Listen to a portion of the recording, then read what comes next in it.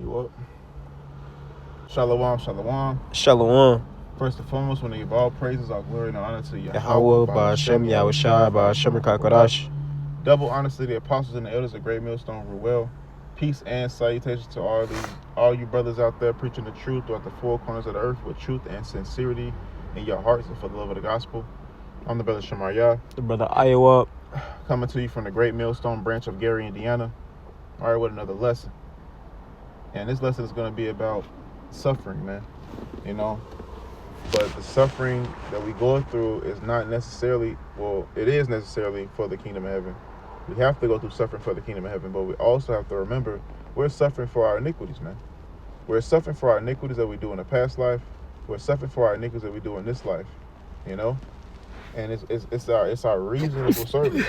The water. It's our reasonable service to do so. You know, even if there were no reward, you don't get rewarded for breathing. You know what I mean? You don't get rewarded for what you're supposed to do. The Lord is just that gracious that He's going to find it acceptable in His heart to reward us for what we're supposed to do, like a righteous Father. You know. But without further ado, go ahead, bro. Just grab the first. Amos 3:1. Go ahead. It says, "Hear this word that the Lord hath spoken against you, O children of Israel, against the whole family which I brought up from the land of Egypt, saying, You only have I known of all the families of the earth. Therefore I punish you for all your iniquities." And this is something that I didn't realize before. You only have I known of all the families of the earth. Therefore I will punish you for all your iniquities. So these other nations commit iniquities too, man.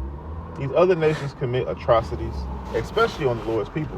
They don't get punished. Why? Because the Lord, they are none of the Lord's. They are bastards. Yep. You know, we're getting punished for our iniquities because the Lord is trying to let us know, like, look, man, I need you to do right, so you can stop. Well, so you can stop being punished, so you can receive correction, so you won't go through the day of Jacob's trouble the way the 2/3 are going to go through. But 2/3 of our people are not going to listen.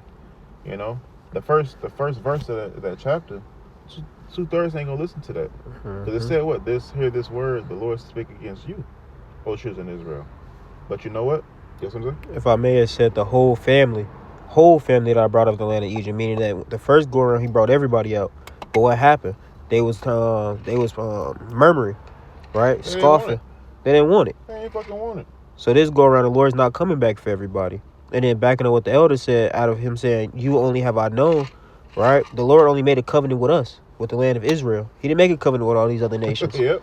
So why would He go and punish these other nations if they're not underneath the covenant, underneath the law? Exactly. Why would He punish them for their iniquities? First of all, they can't commit iniquity. He's going to punish them because we're in rulership. Because that's what you do when you're in rulership. You just have tributaries, you know.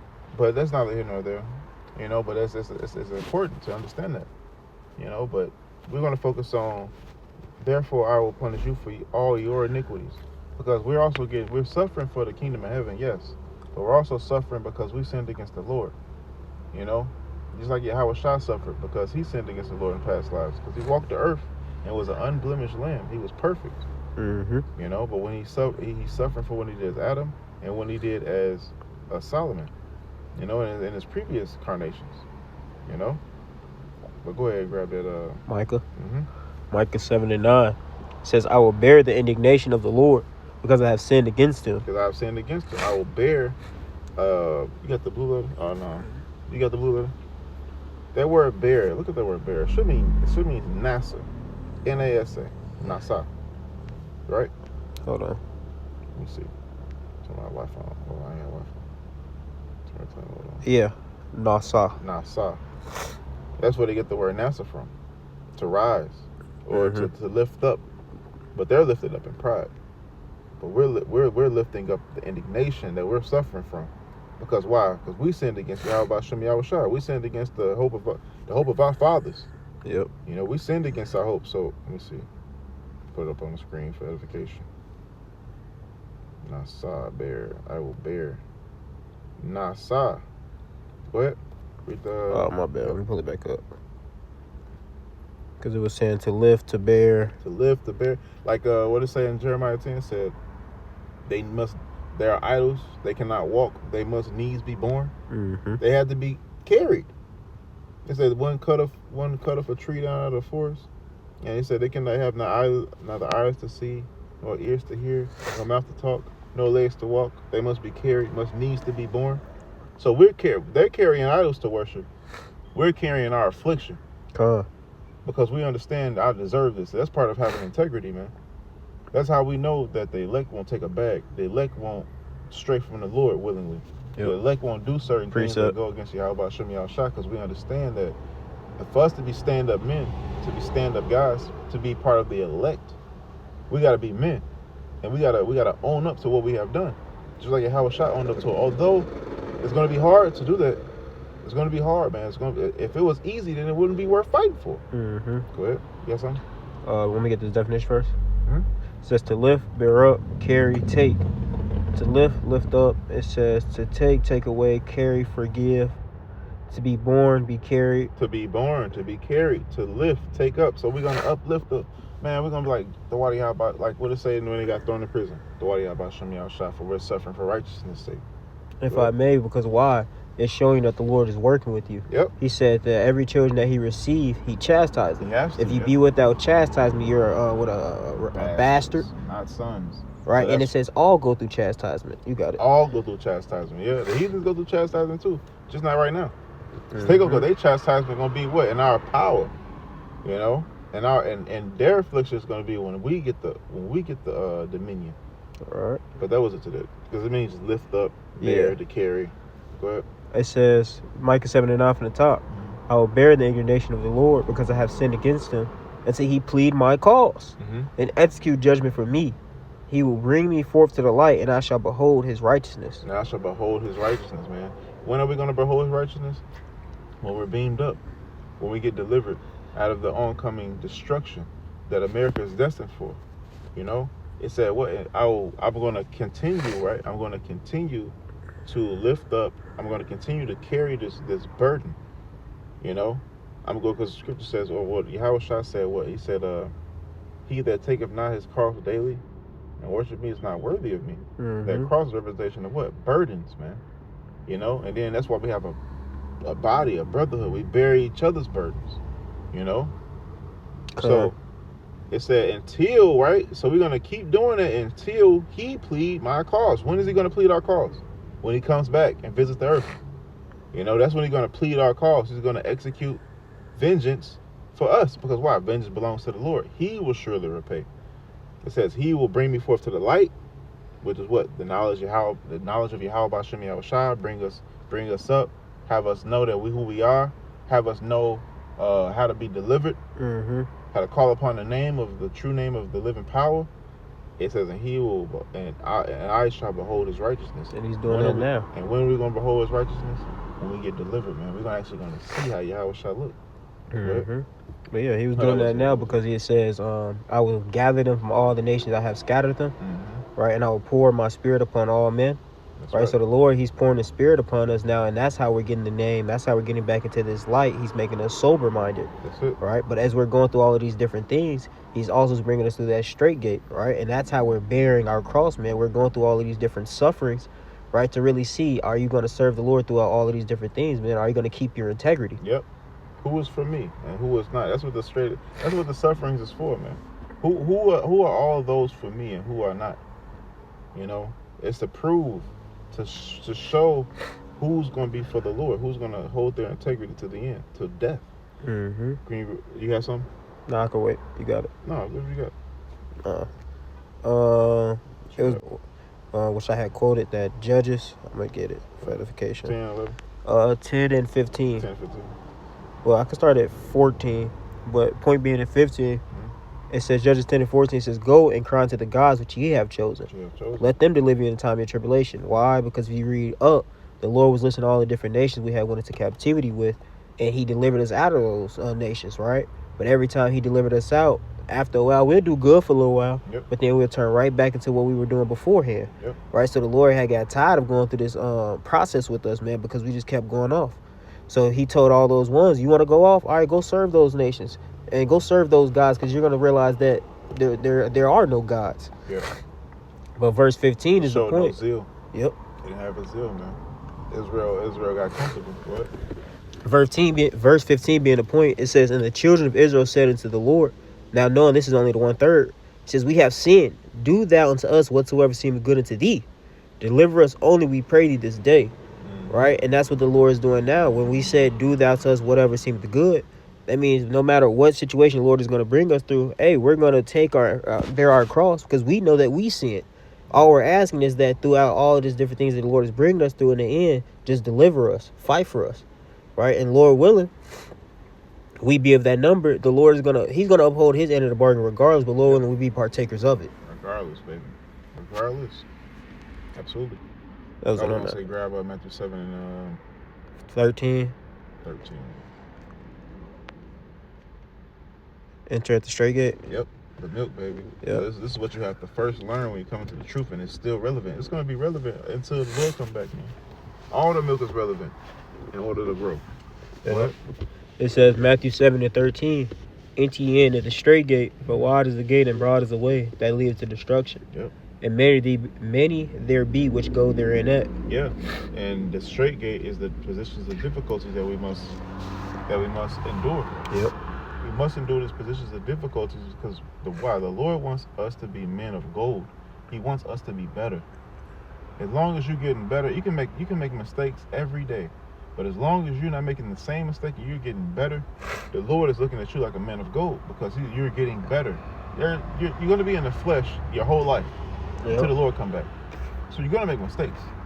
But your objective is to offend less. You know? If I may, it says a righteous man falls 7 times, but he gets back up. You have to have the mindset of 2 steps forward, 1 step back. You're going to take that step back, but you have to understand that you took 2 steps forward, so you're still making progress at the end of the day. You're still making progress. You cannot let, and now I will say, Satan's job is to sift you.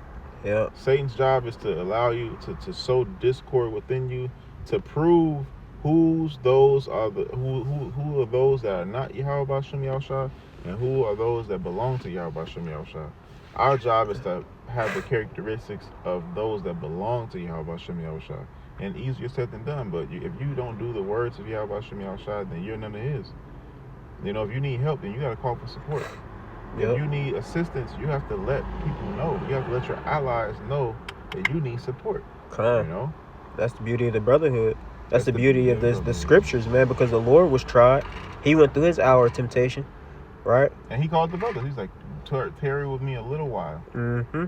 You know? Right. He tried the Lord. The Lord fought with what? Scripture. He said, do you not know that man did not live off bread alone, but by every word of the living power, roughly paraphrasing? Absolutely. Right, so we have to do the same thing, man. We have to call upon our brothers, man. We have to call upon the Lord to help us in our hour of temptation, man. And through all the different testing that we're going through. Yep. Verse, you got it. Read the next verse and we can get that. Yep. Get that. Matthew 7 and 14. It says, because straight is the gate and narrow is the way which leadeth into life, and few there be that find it. And few there be that find it. We want to be part of that few. Grab Rock 2 and close it with that. Get two on 1 through 5. Give me 1 second. I gotta switch Bibles. 2 and 1 through 10, I think. Sirach, Book of Ecclesiastes, chapter 2, verse 1. It says, my son, if thou come to serve the Lord, prepare thy soul for temptation. Yeah, man, it's the same thing. You gotta go through the sufferings of Yahweh B'Shem Yahushua. Yep. Prepare your soul for temptation. This is the first thing you have to do, because going through temptation will prove to yourself who you are. It will prove it to the Lord too. The Lord already know who you are, but it'll manifest. Remember Lion King? He said, "You don't know who you are. You don't even know who you are." You know, and that's the truth, man. You've been in this world so long, you have a perceived notion of you think who you are, but that's not who you are. That's what the world made you out to be. Yeah. But see, now you have to strip off all of those different things that you gained going through this world, right? And go back to the root, man. That's why it says, come back as a newborn babe, desiring the sincere milk, so that you can grow thereby. Absolutely. And through this process, you're going to end up learning who you were meant to be, who the Lord always designed you to be. Yeah. Yeah, man. Yeah. You got to be born again. Shall a man enter into his mother's womb a second time? No. You got to be born again through the Spirit and through water and the truth. Yep. You know, you got to be a new man, a new creature. All things are passed away, behold, all things are becoming new. That's what the temptation does, man. Just like Shadrach, Meshach, and Abednego. I always say this: Hananiah, Mishael, and Azariah. You know, when they went into the furnace, they were bound. The only thing that burnt up in that furnace was the men that threw them in, and the thing that was holding them back, the thing that was keeping them bound. That's the whole purpose of the furnace of affliction. It's to burn up all of the things that's keeping you back from being the man that the Lord wants you to be. That's it. You know, that's the only thing. That's the whole purpose of the furnace of affliction. But everybody, you in your own mind, you in your own flesh and your own will and your own this and your own that, that's keeping you back because you want to keep them bounds on. Yep. You know. Go ahead. Says verse 2, set thy heart aright and constantly endure, and make not haste in the time of trouble. And make not haste in time of trouble, man. It says, set thy heart aright, meaning what? Be in them scriptures, man. Yep. Meditate in the law day and night. When you're going through affliction, you got to meditate day and night, man. Day and night, you got to meditate. You got to keep saying it to yourself. Even if it's just one scripture, you got to keep saying it over and over and over. Okay. It says, make not haste in time of trouble is too good, too, because you cannot be a busybody. You cannot be erratic. You can't be emotional. Go ahead. It's mighty because the Lord said to count up the cost, whether you have sufficient enough to, and pretty much endure it to the end.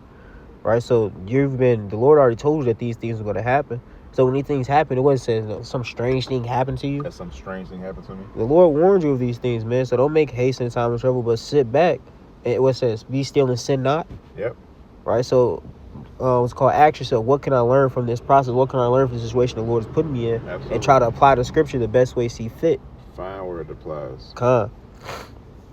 It says verse 2, verse 3, cleave unto him and depart not away, that thou mayest be increased at thy last end. That last end is Jacob's trouble, man.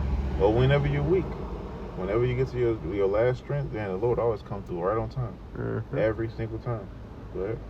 Well, this links up with the Hebrew because it says, though it seemed to be grievous, it yielded the peaceable fruits. It seems to be grievous, but you have to have mental fortitude. Mental fortitude breaks through emotion. Yep. You know? Go ahead. It says, verse 4, whatsoever is brought upon thee, take cheerfully, and be patient when thou art changed to a lower state. They're going to take cheerfully. They're going to, I will bear the indignation of the Lord, because I have sinned against him.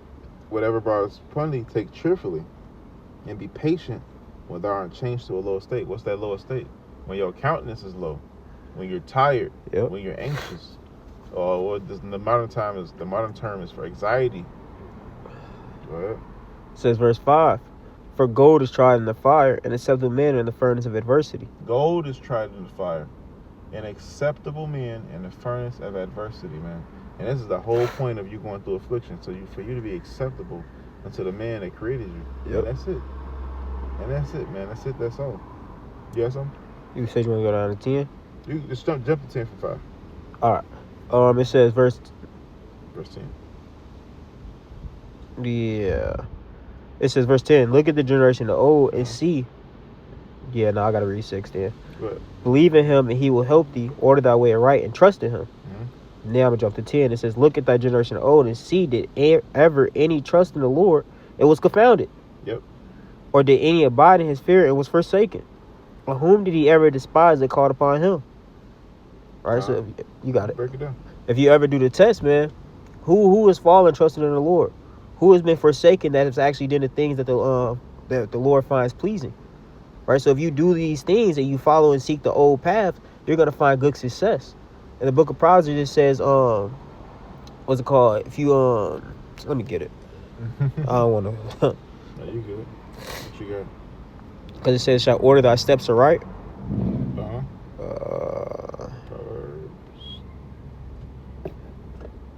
It says, Proverbs 4:10, it says, hear, O my son, and receive the sayings, and the years of thy life shall be many.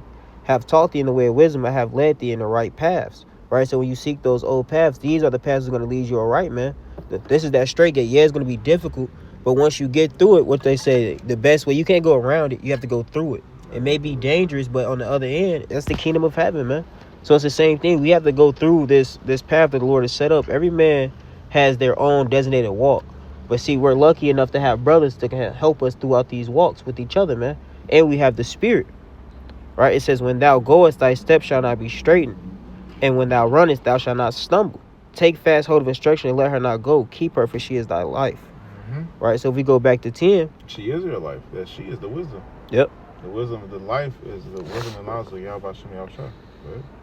It said, yep, back in verse 10, it says, look at the generation old and see did ever any trust in the Lord and was confounded. Right? So if you trust in the Lord and you go back to what we just read in Proverbs 4, this is the way, man. This is the instruction to actually help you get everlasting life, man. Because when you trust and lean upon your own understanding, look where we ended up. Look at the situation you're in now. Is this what you wanted? Is this what you saw for yourself? But see, the man of the Lord always understood that what? It was more to life than just being a servant. It was more to life than just working a 9 to 5. It was more to life than anything that's been around you living in apartments and shit. Right? So now that we've the Lord has quickened us, we're seeking that old path. The Lord has washed us with the Spirit, man, and he's brought us to the light now. So now being sober-minded, these are the things that we have to do. Right? So this is why it's isn't strange to us, man. This is why when we go through all these different things, we count it all joy. Yep. Right? A new job. Like your brother said, you ain't doing all those things that you was doing before. Now your calling is sure. Mm-hmm. Now you got a new future to look forward to. And everybody ain't gonna see it. You know? Most people are not gonna see it, to be honest. Only ones that gonna see it is the brothers. Yep. I got one more I can end off on. What you got? John 16:33. John 16:33. Gotcha.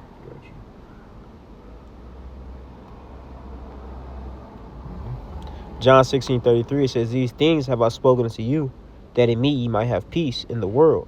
Ye shall have tribulation, but be of good cheer. I have overcome the world. Ooh, be of good cheer because it's possible. He let us know that it was possible. Like, look, man, it's possible. I know it may seem hard. Because it's hard, don't mean it's impossible. Mm-hmm. Right? That's why I love, even though it's a carnal movie, Avengers. He said, how many times did you look through the different pretty much dimensions? Yeah. He said, I looked through every one. And how many times did it come through? Only in one. Right? So it's a way. It might not be the way that you think it's going to be. Yeah, they had hope. Yep. And they was able to make it through it. So the Lord he was the trailblazer. He showed us that it's possible to walk the perfect walk. Now we understand that we're in the chains of darkness and that we're going to fall. But don't lose hope, man. Continue to trust in the Lord, and I promise he's going to come in. It says, striving to the truth and to death, and he shall fight for thee. He shall fight for thee, baby. Right? He's going to give you a crown of life if you endure unto the end. Yeah. That's all I had. Well, with that, man.